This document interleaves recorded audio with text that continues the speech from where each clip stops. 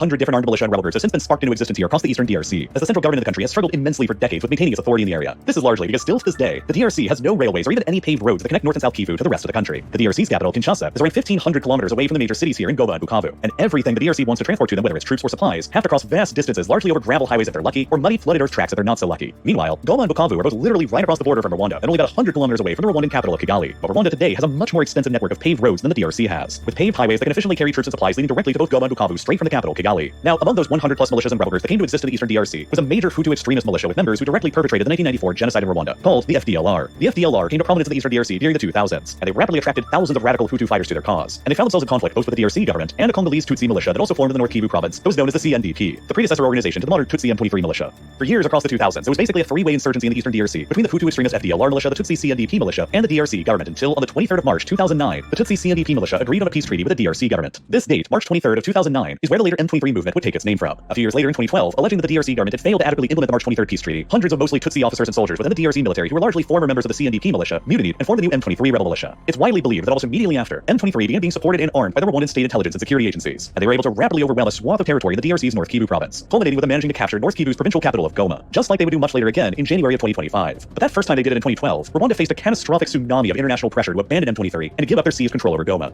Hundreds of millions of dollars worth of annual aid to Rwanda was sanctioned by countries from around the world, including the US, UK, and France, which for a country that relied on foreign aid for at least one-third of its entire government budget was immediately catastrophic. The UN authorized an offensive brigade be created within the UN peacekeeping mission to the eastern DRC, known as MONUSCO, to fight alongside the DRC government against M23. Under unbearable international pressure, Rwanda relented and abandoned all of their support for M23 in 2012, which led to M23 being decisively defeated and kicked out of Goma by the DRC army and UN peacekeepers. By 2013, the UN peacekeeping mission in the eastern DRC had swelled in size to become the largest UN troop deployment in the entire world, with around 18,000 peacekeepers deployed to the mission. M23 was quickly militarily defeated and then went dormant and got a low profile for years until very recently in 2021, when it would finally re-emerge back onto the world stage once again. But over the 8 years in between that time, Rwanda adopted a clever strategy of boosting its image across the Western world and making itself as useful and important to the Western world as possible, so that the next time it wanted to use M23 as a proxy force of conquest in the eastern DRC, the sanctions that crippled and undermined their ambitions in 2012 would never happen again. In particular, Rwanda began aggressively investing into its own armed forces and began positioning itself as a bastion of stability in Africa that the Western world could reliably depend upon to solve problems elsewhere on the continent. Rwanda has since become the world's second largest police and troop contributor to UN peacekeeping missions, and the largest contributor to them in Africa. Right now, in 2025, Rwanda has more than 5,000 of their soldiers deployed to various UN peacekeeping missions, a massive amount for a country of a relatively small size. The high reputation of Rwanda's huge troop contributions to UN peacekeeping missions eventually led to other African nations outsourcing some of their security needs to the Rwandans as well. At the start of 2021, as rebels in the Central African Republic were preparing to storm the capital city, that country's president contracted Rwandan troops and Russia's Wagner group to push the rebels back. Then, just months later, faced with an ISIS insurgency in their far northern Cabo Delgado province that had killed thousands of people, Mozambique called on the Rwandan military for direct support next.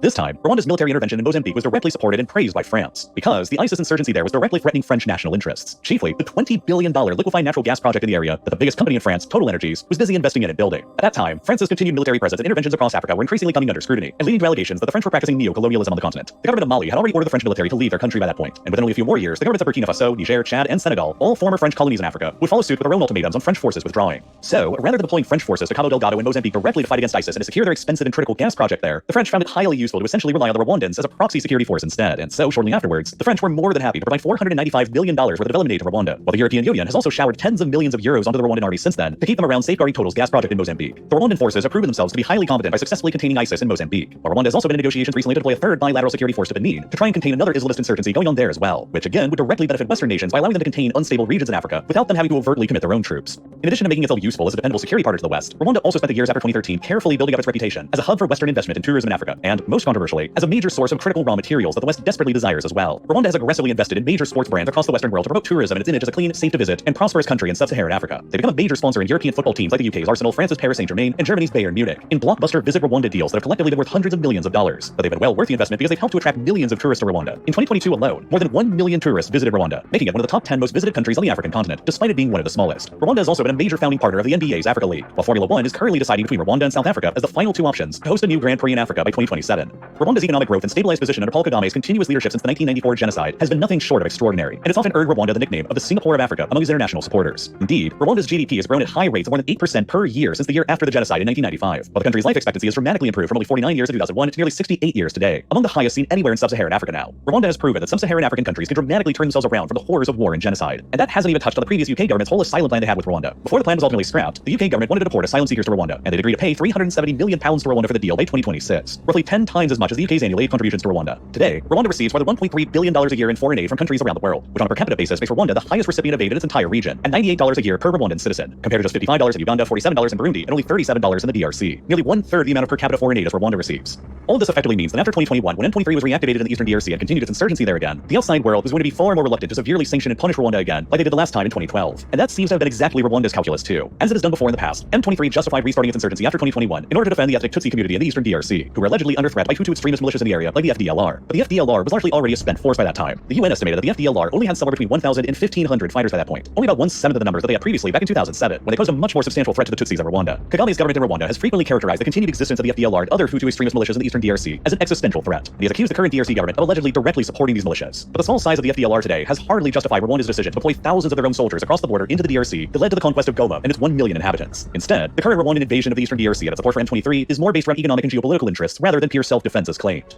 Between 2023 and 2024, leading up to the assault on Goma in early 2025, M23 seized control over large areas throughout the North Kivu province in the DRC that also happens to be one of the DRC's most mineral-rich regions as well. As of early 2025, M23 has taken over several rich mining areas in gold, coltan, and tin across the eastern DRC that are becoming increasingly critical industrial resources. Mysteriously, since these advances, despite possessing almost no gold or coltan within their own borders, Rwanda has suddenly become a major exporter of both resources. Coltan in particular is a very critical resource today because it's a vital raw material for producing electronics like smartphones and laptops. By far, the largest amount of known coltan reserves in the world are in the DRC, where about 70% of the world's coltan reserves are known to be located, primarily located in the North and South Kivu provinces that are located right across the border from Rwanda. As a result, for many years, the DRC was also the world's largest exporter of coltan until in the 2010s when, mysteriously, Rwanda began surpassing them. In 2014, 2015, 2017, and 2019, Rwandan exports of coltan surpassed those of the DRC, and then they did so again in 2023, despite Rwanda itself having hardly any known coltan reserves within their own borders. The open secret is that Rwandan troops and their M23 proxy forces operating in the eastern DRC had just taken over the rich Congolese coltan mines there and smuggling the coltan back over the border into Rwanda, before being exported to global markets to major tech companies like Intel. And the smuggled Rwandan coltan taken for the DRC has been becoming increasingly more important to global consumer supply chains. In 2023, Rwanda was the third largest source of coltan imports to the United States, while in early 2024, the EU signed a new memorandum of understanding with Rwanda to increase their own imports of Rwandan smuggled coltan as well. After M23 seized control over a major coltan mine in the eastern DRC here at Rubaya in April of 2024, the UN reported that by the end of the year, M23 had generated around $800 million in revenues from that single mine alone. In 2023, the DRC's finance minister, Nicholas Kazadi, said that the DRC was losing around $1 billion a year worth of their country's minerals to M23 in Rwanda, while the former UN investigator named Jason Stearns claimed that between 2023 and 2025, Rwanda's mineral export revenue mysteriously doubled and is now greater than $1 billion a year. Understandably, this has led to a very significant degree of outrage within the DRC towards not only Rwanda, but towards Rwanda's backers in the Western world who so far refused to really do anything to hold Rwanda back, even after the capture of Goma that led to the deaths of thousands of people. Unlike 2012 when M23 last took over Goma, no foreign aid to Rwanda has been cut and no meaningful sanctions have been imposed, because the West has simply found themselves too reliant on Rwanda for multiple reasons now. Rwandan troops safeguard billions of dollars of French LNG investments in Mozambique and contribute heavily to peacekeeping missions in South Sudan, the Central African Republic, and probably Benin soon that serve as an attractive alternative to countering Russian mercenaries and influence in Africa through the Wagner Group. Rwanda has close investment relations with major Western sports organizations, while Rwanda's increasing plundering of the DRC's resources in the East have become a way for Western companies to access the DRC's resources by proxy through Rwanda instead, a partner that they view as being more reliable and stable to do business with than the DRC. Many Congolese have begun to see M23 and Rwanda's conquest in the East as effectively a Western conquest of their resources through Rwanda and M23 as proxies, which is why on the 28th of January, right after Goma fell to M23 and the Rwandans, Congolese protesters violently attacked the embassies of the United States, France, Belgium, and Japan, along with the embassies of Rwanda and Uganda in the DRC's capital, Kinshasa. With most of the world seemingly indifferent to M23 and Rwanda's actions in the eastern DRC this time around, and with most of the focus in the West being on other major ongoing global conflicts in Ukraine and Gaza, and even in Sudan and Myanmar, it's likely that M23 and Rwanda will continue further with their ongoing offensive by attempting to consolidate their control over North Kivu and prodding into South Kivu in search of further conquests. And there's a substantial risk that because of that, the current conflict in the eastern DRC that Rwanda is stoking could dramatically explode into another full-blown regional war like the catastrophic Second Congo War again. Burundi, which currently has a government that's dominated by Hutus, is deeply suspicious that Kagame's Rwanda is funding Tutsi opposition groups in their country and might have designs on overthrowing their government as well, like how M23's leaders have already stated that one of their objectives is overthrowing the government in the DRC. Thus, Burundi has already deployed several thousand soldiers into the South Kivu province of the DRC to fight alongside the DRC government against Rwanda and M23, while Burundi has also collaborated with the Hutu extremist FDLR militia in the eastern DRC recently as well. And at the same time, Uganda is facing a looming succession crisis with an aging 80-year-old dictator who's been in power since the 1980s, and his unpredictable son, who's the heir apparent. In 2022, this Ugandan dictator's son took to Twitter and repeatedly threatened that he would invade and conquer Kenya, calling the border between them a fake colonial construct and boasting that it would only take him and his army just 2 weeks to reach the Kenyan capital, Nairobi. Ugandan troops are also already present in the eastern DRC, where they are busy carving out their own sphere of influence in collaboration with Rwanda and M23, meaning that if a full-blown war explodes between the Rwandans and M23 against the DRC government in Burundi, it's likely that, just like during the first 2 Congo wars, Uganda would likely take the Rwandan side again if there is to be a third Congo war soon.